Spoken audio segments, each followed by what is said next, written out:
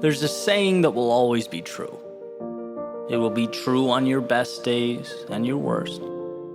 It will be true after victory, and it will be true after defeat. It will be true when you have momentum, and it'll be true when you're down on your luck, doing everything in your power to create momentum. That saying is, your future begins now. Hey, on the surface, might not seem like much. Sure, my future starts now. I know that. Everyone knows that. Well, if that's true, if everyone does in fact know that, why do we spend so much time stuck, reliving our past, unable to break free?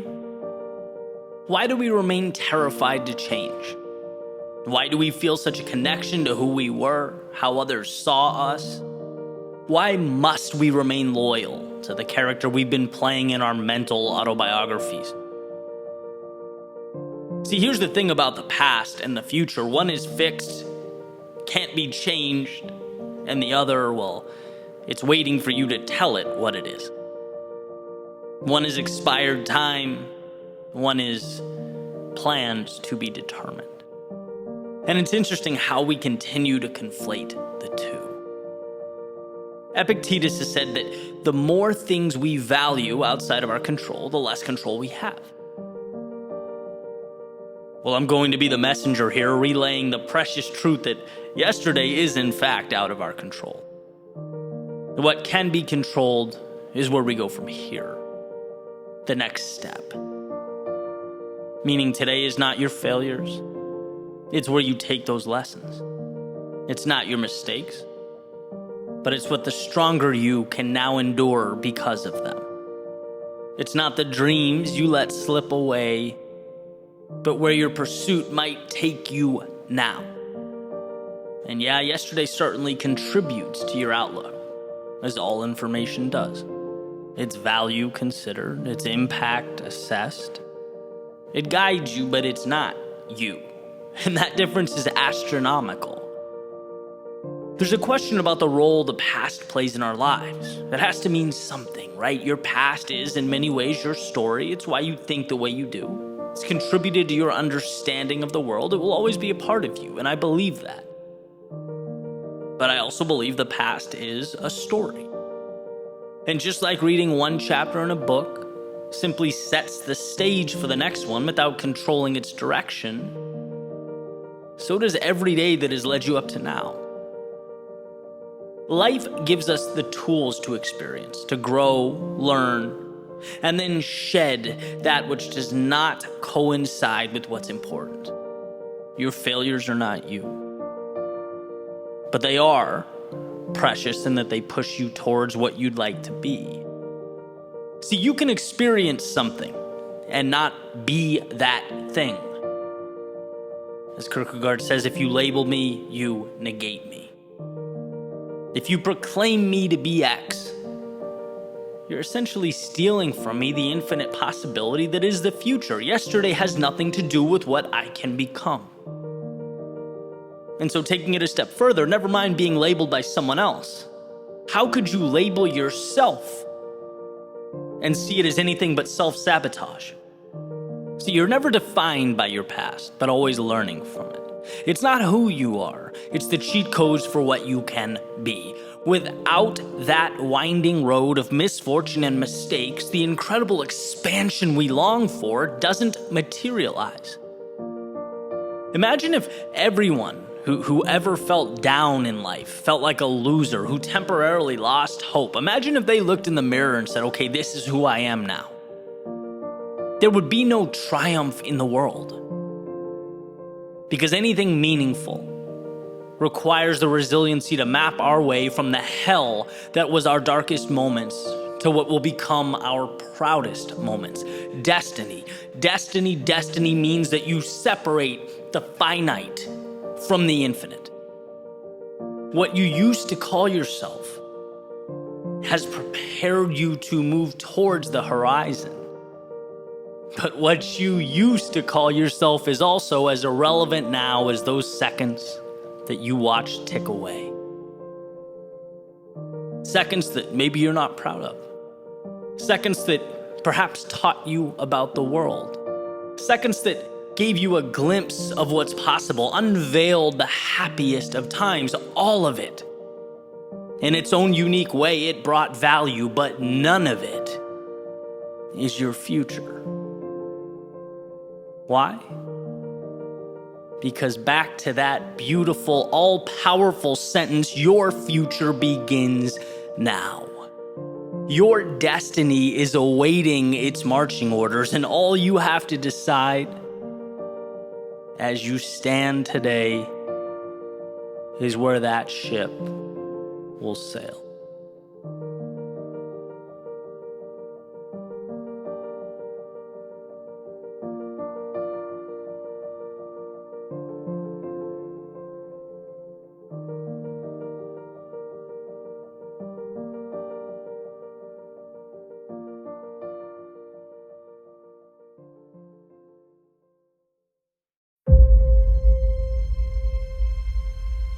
Reality is the existence of two entities. Those who create change and those who merely react to it. And so I've wondered what separates the one from the many. What differentiates a fleeting moment from a chapter in a history book? See, I think we all come to a point where we look up and we see no top to the wall we seek to climb. We look down and see the water rising at our feet with every breath. We look to our left and see those who are where we want to be tomorrow. And we look to our right and see the trail of decisions we love to take back from yesterday. This is where most create their limiting narrative, where most succumb to the world around them, but most is not all. And every soul eventually comes to find that it was shaped not by sunny days or easy roads, but by walking to the edge of the only world it's ever known and daring to risk the normalcy to which it's accustomed. Because our appearance in the light is the manifestation of what we do in the shadows when we're alone, fighting the little battles. Greatness isn't just a different level of results. It's a whole new set of rules. And the monumental task in front of you is the culmination of a battle that's already been fought thousands and thousands of times. It's been won or lost over and over again. Every time you decide to stand apart instead of follow the crowd, decide to flourish instead of just survive, decide to lead instead of follow, build instead of conform, when you endure, it's because you've decided that you are different, not in that moment, but every single day leading up to that point. This is not a reinvention, it's living out who you already chose to be. So the wall is high, you will climb because it's what you do. So the water rises, you will swim because it's who you are. So the people to your left have succeeded, there is always room at the top, and you will claim yours. So you failed in the past, good, because falling then means you endure now, and so you will. There's a quote attributed to Heraclitus on the realities of soldiers in battle. He says, look, out of every 100 men, 10 shouldn't even be there. 80 are just targets. 9 are the real fighters, and we are lucky to have them, for they make the battle.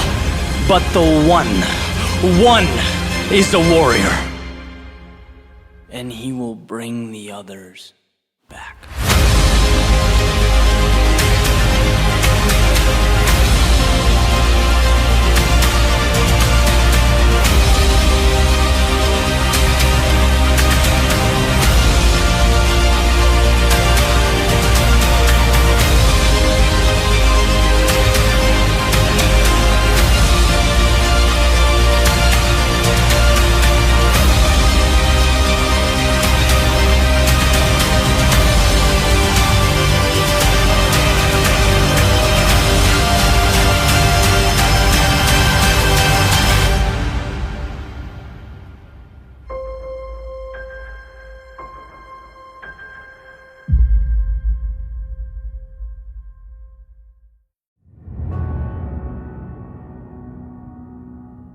There's a saying that some people feel the rain, others just get wet.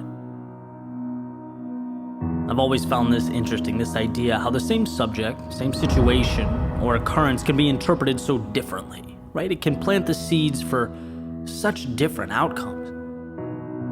Like Yoshimi and Koga mention in their book, The Courage to be Disliked, well water is 60 degrees, and it's always 60 degrees. In the summer and the winter, but depending on what time of year, right, the makeup of the outside world, that 60 degrees feels different. The water didn't change, its circumstances did, and our thoughts are no different. It's not the world that writes the story, we do. And every second, moment, day is merely an interpretation. Does time tick by? Or is it driven into a state of flow? Is it transformed into something more? Was losing an indicator that, hey, maybe you're not good enough? Or is it your motivation to be better than you've ever been? Is your day an allegiance to the present or an invitation to chase down tomorrow? See, the world doesn't get to tell the tale. The world is paper, it's ink, it's ideas. The world is everything you need to decide how your story's going to go. How does he see the world? How does she define reality? That's the question. Because you don't need to change the world, you need to change the way you see it. And you don't need to change who you are. You need to change the imaginary shackles you've placed around your ankles that are limiting the heights you could reach. In fact, the world, as far as I'm concerned, is an accumulation of thoughts, ideas. It's 8 billion individualized movie screens attempting to interact, to coexist together. And when you look at it like that, it's not that your mindset plays a role or it's kind of important. No, it's that it narrates the play. It's the glue that ties everything together. What you see is what you get. And this isn't a one and done thing, it's an everyday thing. Because there's always going to be occurrences in our lives that challenge us, that threaten our understanding of who we are and what we're capable of. There will always be the temptation to make the opportunity into the problem and the hero into the villain. But why forfeit that control? I remember hearing that if you find time to be grateful, both in the morning and at night, it changes your life. Not because the world transforms, but because it reinforces the perspective you need. We are lucky to be here. We're lucky to have challenges that push us forward. Lucky to have ups and downs that bring us closer to the people in our lives. We're lucky that chaos and discomfort open a door for transformation on the other side. And look, I get life isn't perfect. And not everything can be great all the time. But I do believe that if we can bring ourselves to stop, to breathe, to even focus briefly, we can find value in any situation. What's in front of you, it exists, right? It's the well water. You can't go back in time or remake the obstacle at your feet, but you can always decide how to make that work for you. And that's a superpower. And I use that. I use it when my short-term ideas or videos or projects underperform. I use it when people let me down. I use it when in the moment I'm either under or overwhelmed. The question, where is the win? In this spot, this situation where most would hang their heads and let the outside world rewrite the story, how can I find a way to hold mine high and maintain my own accountability? Extreme differences in life outcomes are so often prompted by such subtle realizations, subtle decisions. Their reason to stop could be your reason to not only carry on, but thrive. And the best news is you don't need approval or authorization. You don't need the stars to align or doors to open up. You just need to give yourself permission to see the sun amidst the clouds, the hope amidst the doubt. You have to remind yourself that there is always something to cling to, always a second chance. There is always a win. All you have to do is choose to see it.